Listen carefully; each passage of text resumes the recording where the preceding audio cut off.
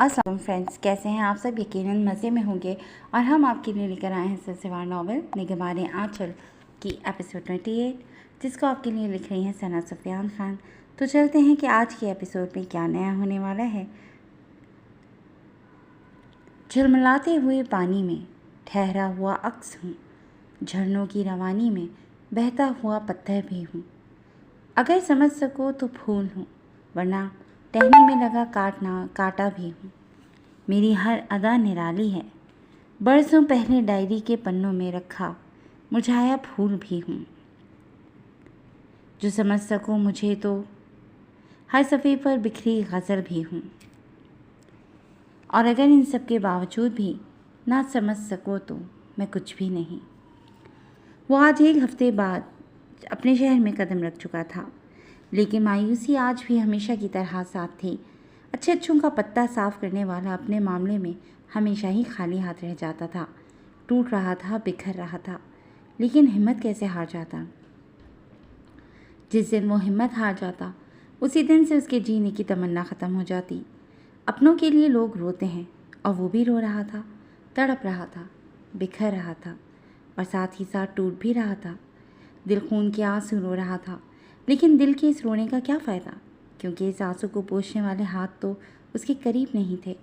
उसका रोना, तड़पना और बिखरना देखने वाला कोई नहीं था।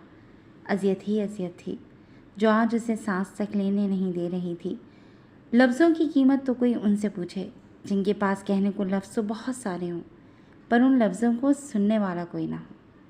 आज इस हाल में वो किसी का सामना करना नहीं चाहता था, इसीलिए सबसे पहले अपने शहर वाले घर की तरफ रवाना हुआ।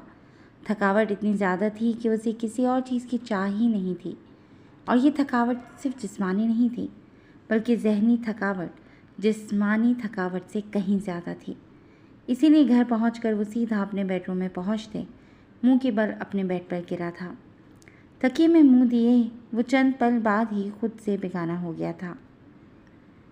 ये कोई आम सी रिवायती शादी नहीं थी, और ना ही वो कोई रिवायती दुल्हन जो वो घूंघट की आड़ में अपना चेहरा छुपाए अपने शौहर के आने का इंतजार करते हुए बेड पर बैठ जाती। ना उसके दिल में कोई अरमानों की लंबी फहरिस्त थी, और ना ही मोहब्बतों का उमड़ता हुआ कोई जहां था। बस अब तक अपनी किस्मत के इस बदलने के अंदाज को देख रही थी। यहाँ तक तो वो आ चुकी थी, लेकिन अब आगे उसे कुछ समझ में नहीं आ रहा था कि क्या करे। इसलिए खामोशी से बेड पर बैठी नज़रें फर्श पर मरकूज कर रखी थी। खूबसूरत सुर्ख दुपट्टे का आंचल अपने सर पर डाले, हाथों में भर भर कर चूड़ियाँ पहने, कानों में छोटे से आवीज़े और गले में भी एक आर्टिफिशियल हार जो उसके गले की जीनत और भी बढ़ा रहा था। उस साजो श्रृंगार के बावजूद भी निखरी निखरी नहीं लग रही थी, बल्कि उसके चेहरे पर जो उदासी रकम थी वो साफ दिखाई दे रही थी। मान कमरे के बाहर पैरों की उठती चाप सुनकर वो अपने धड़कते दिल की धड़कनों को काबू करने की कोशिश करते हुए पसीरती हथेलियों के दरमियान सख्ती से चादर को मेज गई थी। उसकी चूड़ियों की जल तरंग पूरे कमरे में एक मध्यम गीत की तरह बज उठी थी। अस्सलाम वालेकुम। सलामती भेजने वाली आवाज़ भारी मगर सहरज़दा थी। वो इन चंद मिनटों में ही इस आवाज़ को पहचानने लगी थी। पहली बार बिना पर्दे के उन दोनों का आमना सामना हो रहा था।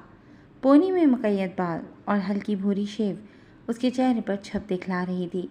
खड़ी मगरूर नाक और आंखों में हमवक्त रहने वाली वही मखसूस चमक जो किसी को भी अपने सहर में मुब्तला कर सकती थी। वो मर्दाना वजाहत का शाहकार था। वो एक बावकार मर्द था। उसने गर्दन इस्बात में हिलाते हुए सलाम का जवाब देने के साथ ही नज़र और भी नीचे कर रखी थी, जैसे उसे देख लेगी तो ना जाने क्या हो जाएगा। सर पर जरदार सुर्ख आंचल डाले, उंगलियों को आपस में पेवस्त किए, नज़र फर्श पर मरकूज किए वो उदास सी शहजादी पहली ही दफ़ा में उसके दिल के तारों को हिला गई थी। मुकाबिल शख्स उसकी एक एक हरकत पर नज़र रखने के बावजूद भी शायद अब उसे समझने की कोशिश करने लगा था। इसी वजह से बहुत ही आम सा अंदाज उसने अपनाया था। इसे देखें, ये अपनी आंखें बार बार रगड़ रहा है, इसका मतलब है कि इसे नींद आ रही है। वैसे ये बात मुझे पता नहीं है, पर अभी हमने यूट्यूब पर ये देखा है कि जब बच्चे ऐसे अपनी आंखें मलते हैं तो मतलब उन्हें नींद आती है। आप इसे कुछ खिलाकर सुला दीजिए। अपनी गोद में ऊँघते शहजादे को वो उसे थमा कर खुद वापस मुड़ गया था। उसके जाने के बाद वो अपने नैन कटोरों में भरे पानी को अपनी उंगलियों के पोरों से साफ करने के बाद अपने शहजादे की तरफ देख रही थी, जो आज हाफ पैंट और टी शर्ट में बहुत प्यारा लग रहा था। अपनी माँ को अपने सामने देखकर उसके दुपट्टे में वो अपना चेहरा छुपाने लगा। वो सब कुछ भूल भाल कर उसे खुद में भेज कर प्यार करने लगी थी। यही तो था उसका वाहिद रिश्ता, उसका वाहिद जीने का ज़रिया। शायद इसी के लिए ही तो वो आज यहाँ इस मुकाम पर खड़ी थी। आज दोबारा इसी सफ़र को तय करने के लिए उसी मंजिल की तरफ रवाना थी जो उसने कभी सोचा भी नहीं था। बेड पर उसे लिटाकर उसका आरामदेह सूट निकालकर उसे पाउडर लगाकर चेंज करवाने के बाद वो उसे थपकने लगी थी। 20 मिनट की मेहनत के बाद वो ख्वाबों खरगोश के मज़े लूटने लगा था।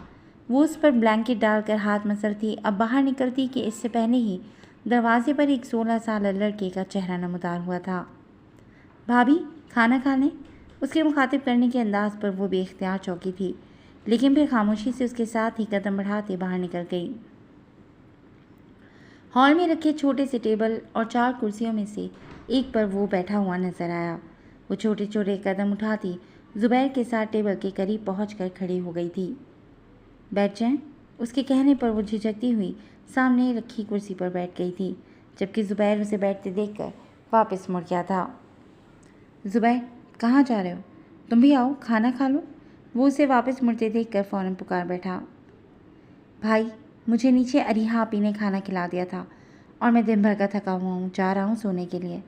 वो उन दोनों की प्राइवेसी का ख्याल करते हुए फ़ौरन अपने कमरे में घुस गया था। उसके जाने के बाद वहाँ एक बार फिर खामोशी पर फैला चुकी थी। वो अपने हाथों को एक दूसरे में पिवस किए खामोशी से किसी मूरत की तरह बैठी थी। साइरस उस पर एक नज़र डालने के बाद सामने रखे प्लेट को सीधा करते हुए पहले उसकी प्लेट में बिरयानी निकाल कर रखी, उसके बाद खुद के प्लेट में निकालते हुए सलाद भी उसकी प्लेट में रखने लगा। वो खामोशी से उसे ये सब करते हुए देख रही थी। ये पहला मर्द था जिसे वो इस तरह किसी औरत के सामने काम करते हुए देख रही थी, और ख़ासकर अपने सामने, क्योंकि कभी भी उसने पहले किसी मर्द को इस तरह कुछ करते हुए नहीं देखा था। इसलिए ये उसके लिए हैरानकुन था। शुरू करें। वो अपनी प्लेट में रखे चम्मच में चावल भरकर उसके मुंह की तरफ ले जाकर जैसे ही उसे शुरू करने के लिए कहा, वैसे ही उसफा ने हैरत की ज़्यादती से अपनी आंखें फाड़े और ज़रा सा मुंह खोले उस बंदे की हैरत की ज़्यादती से देखने लगी, जिसने शायद उसे हैरान करने का ठेका ले लिया था।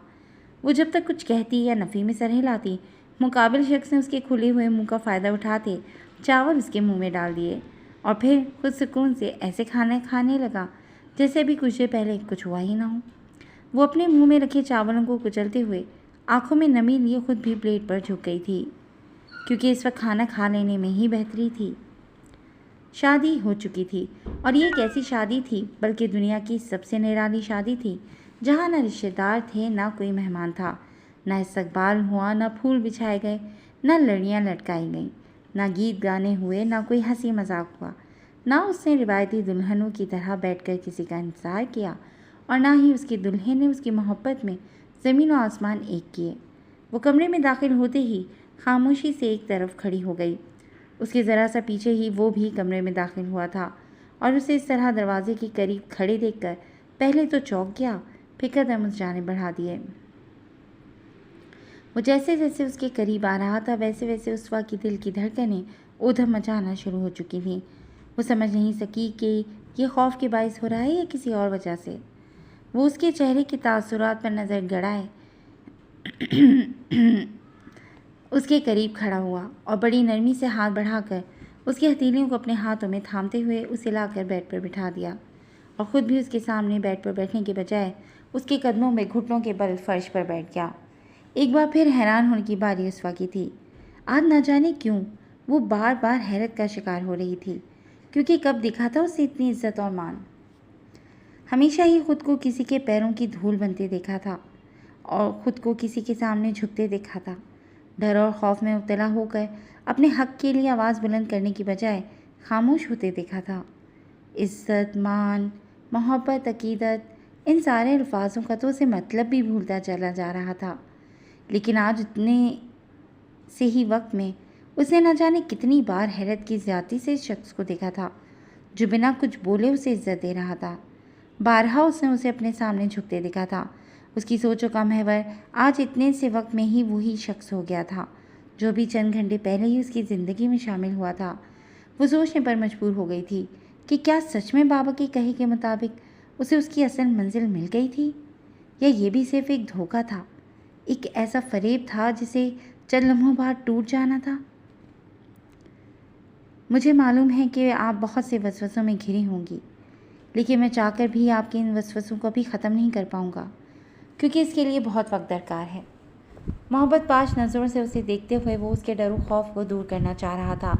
नरमी से उसके कपकपाते हुए ठंडे हाथों को अपने हाथों में थामे सहलाते हुए हरारत पहुंचाने की कोशिश करने लगा। मैं आपको इतना ज़रूर बताना चाहता हूँ कि आप और हमारा बेटा ही इस वक्त मेरी ज़िंदगी का कुल असासा है, मेरे जीने की वजह, मेरे सही रास्ते पर आने की वजह। मैं इस वक्त आपसे मोहब्बत का दावेदार तो नहीं हूँ, लेकिन इज़्ज़त का दावेदार ज़रूर हूँ। एक बार फिर वो हैरत का शिकार हुई थी, क्योंकि उसके कदमों में बैठा शख्स उसके बेटे को हमारा बेटा कह रहा था, लेकिन जिसका बेटा था उसने तो उसे देखना तक गवारा नहीं किया, बल्कि उन दोनों को ही अपनी ज़िंदगी से निकाल बाहर फेंक दिया था।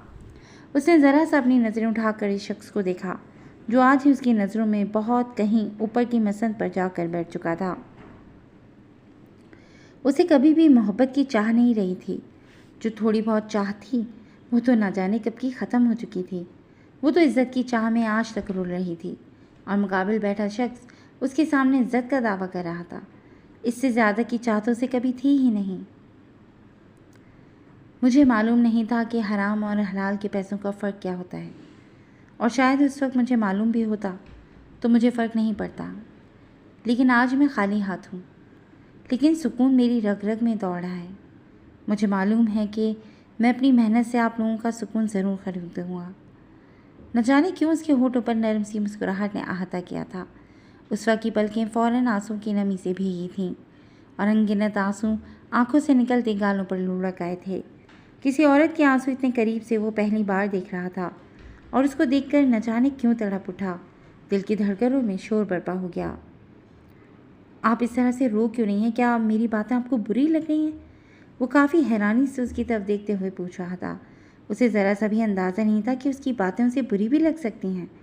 अपने दोनों हाथ उन मजबूत हाथों में कैद देखकर वो सूसू करते हुए नफ़ी में सर हिलाते उसे यकीन दिलाने की कोशिश कर रही थी कि उसकी बात बिल्कुल भी बुरी नहीं लगी। फिर आप इस तरह रोई क्यों? अब की बार वो हैरत का शिकार हुआ था। नज़रें उस उदास सी शहज़ादी पर जमा कर वो उसके एहसासात और जज्बात को समझने की कोशिश में हलकान हुआ। मैं सोच रही थी कि सच में आप इतने अच्छे हैं।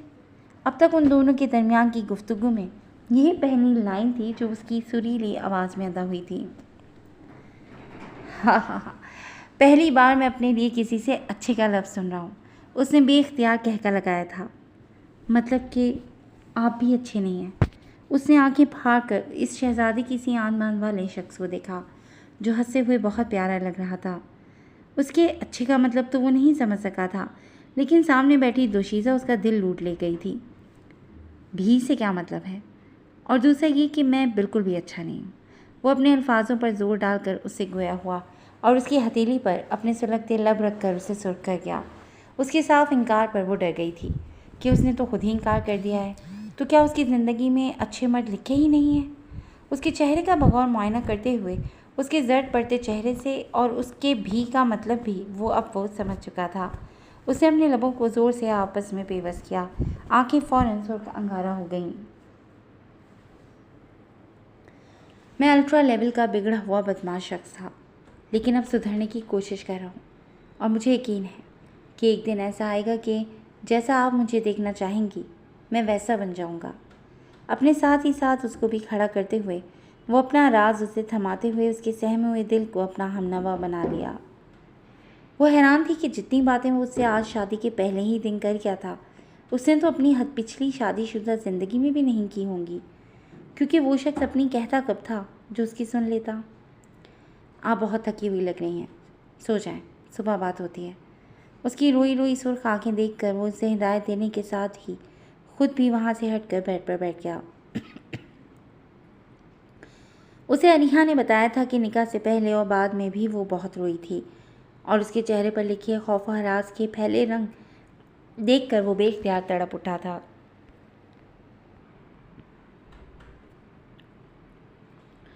दिल चाह रहा था कि उसे अपने सीने से लगाकर हर डर और खौफ दूर कर दे और उसे यकीन दिला दे कि जो कुछ उसने देखा वो उसका सियाह माजी था और ये उसका हाल और मुस्तकबिल है, जिसे हमेशा सितारों की तरह चमकना है और खुशियों का गहवारा बनना है। वो कभी भी उसे तकलीफ़ देने का सोच भी नहीं सकता था, लेकिन उसको यकीन दिलाने के लिए अभी ये सही वक्त नहीं था और सही वक्त का इंतज़ार वो करना चाहता था। उसे यकीन था कि वो वक्त जल्द आएगा और ज़रूर आएगा। जी फ्रेंड्स, आज के लिए बस इतना ही। कैसी लगी आपको ये एपिसोड? हमें अपनी कीमती राय से ज़रूर आगाह कीजिएगा और जुड़े रहिएगा हमारे साथ, जहां हम बहुत जल्द एक नई एपिसोड लेकर आएंगे।